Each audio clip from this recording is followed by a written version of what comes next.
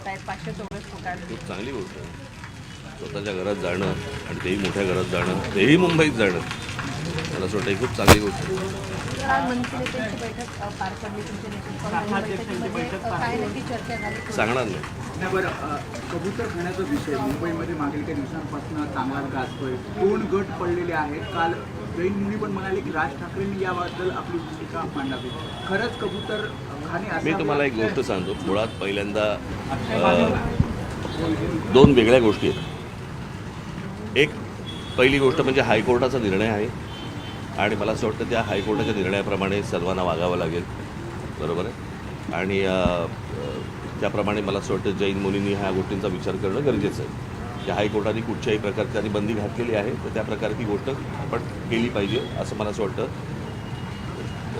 त्यांना समजलं पाहिजे. 2 कबुतरांमुळे काय काय प्रकारचे रोग होऊ शकतात हे मला असं वाटतं आता बहुतेक डॉक्टरांनी सगळ्यांनी सांगितलेलं आहे की त्याच्यामुळे काय काय प्रकारच्या गोष्टी होतात. ते त्यांना खायला घालू नये याच्यासाठी म्हणून जे हायकोर्टाने सांगितलं त्याच्यानंतर जर समजा खायला घालत असतील तर मला असं वाटतं की त्याच्यावरती पोलिसांनी कारवाई करणं गरजेचं आहे. जर हायकोर्टाचा निर्णय तसा आहे की त्यांना खायला घालू नका, त्याच्यानंतर जर समजा उगाच धर्माच्या नावाखाली जर समजा तुम्ही खायला घालत असाल तर ते अत्यंत चुकीचं आहे. कारण ह्या गोष्टींनी एकदा एकाला सुरुवात झाली की बाकीचेही तसेच वागायला सुरुवात करणार आणि मग हायकोर्ट आणि सुप्रीम कोर्ट म्हणायचे कशाला.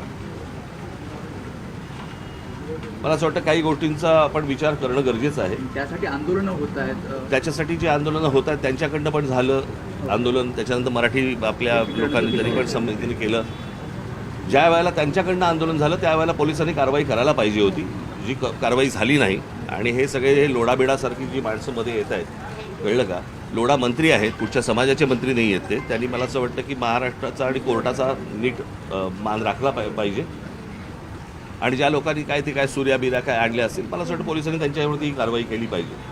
काल जे काही मराठी लोक तिकडे गेले होते त्यांच्यावरती ज्या प्रकारची धरपकड आणि ज्या काय धक्काबुक्की आणि मग पत्रकारांना पण मारले बिरले, मला असं वाटतं हा काय प्रकार चालू आहे मला कळलेलं नाही अजूनपर्यंत. सरकारला नेमकं हवं आहे काय, की ह्या सगळ्या निवडणुकींसाठी म्हणून सर्व समाजांमध्ये पहिला हिंदी आणून बघितलं त्यांनी, तिकडे लागते का बघितली, मग त्याच्यानंतर आता हे सगळं त्यांनी कबूतर आणलीत, बरं का. आता माहीत नाही कुठकुठचे प्राणी परत येतात ह्याच्या पुढे येतील ते. असाच एक प्रकार जे तुम्ही म्हणताय वेगवेगळे विषय आणले जात आहेत. कल्याण डोंबिवली महानगरपालिकेनं मांस विक्री बंदी, कत्तलखाना बंदी 15 ऑगस्टच्या निमित्तानं. नाही, मी आमच्या लोकांना सांगितलं ते चालू ठेवा म्हणून, कळलं का. पहिली गोष्ट आपण बघितली पाहिजे, महानगरपालिकेला या सगळ्या गोष्टींचे अधिकार नाहीत आणि कोणी काय खावं आणि कोणी काय खाऊ नये याचे निर्णय सरकार आणि महानगरपालिकांनी करू नयेत. म्हणजे एका बाजूने आपण स्वातंत्र्य दिन म्हणून साजरा करायचा आणि खायचं स्वातंत्र्य नाही. म्हणजे स्वातंत्र्य दिनाच्या दिवशी तुम्ही कोणत्याही प्रकारची बंदी आणताय, मला असं वाटतं की हेच विरोधाभास आहे त्याच्यातच. म्हणजे आपण 2 गोष्टी आपण पाळतो की एक स्वातंत्र्य दिन आणि दुसरं म्हणजे प्रजासत्ताक, म्हणजे प्रजेची सत्ता, आणि इथे आपण स्वातंत्र्य म्हणतो. मग स्वातंत्र्य म्हटल्यानंतर तुम्ही बंदी कशी काय आणताय. आणि कोणाचे काय धर्म आहेत आणि कोणाचे काय सण आहेत याच्याप्रमाणे कोणी काय खावं ही गोष्ट मला असं वाटतं सरकारने सांगू नये, कोणत्याच सरकारने सांगू नये की कोणी काय खाल्लं पाहिजे आणि कोणी काय नाही खाल्लं पाहिजे. मी आत्ता कोणाकडं तरी ऐकलं की ह्या 1988 साली काहीतरी हा कायदा वगैरे आणला आहे. मला असं वाटतं तो 88 साली आणला असेल, नाही तर आत्ता आणला असेल. मला असं वाटतं कोणत्याही सरकारने या गोष्टींचा विचार केला पाहिजे की स्वातंत्र्य दिनी आपण लोकांचं स्वातंत्र्य हिरावून घेतो आहोत. हे कोणता स्वातंत्र्य दिन. हे मी 16-17 पासून बोलतोय तेव्हा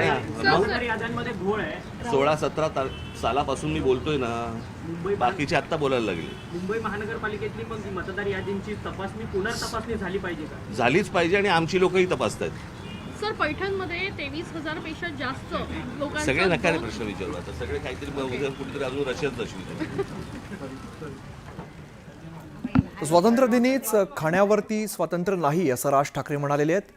मनसेच्या बैठकीनंतर राज ठाकरे बोलत होते. कोणी काय खावंय सरकारनं सांगू नये असं राज ठाकरे म्हणतायत. खानपानाचं स्वातंत्र्य सरकारनं हिरावून घेऊ नये असं सुद्धा राज ठाकरेंनी सांगितलेलं आहे.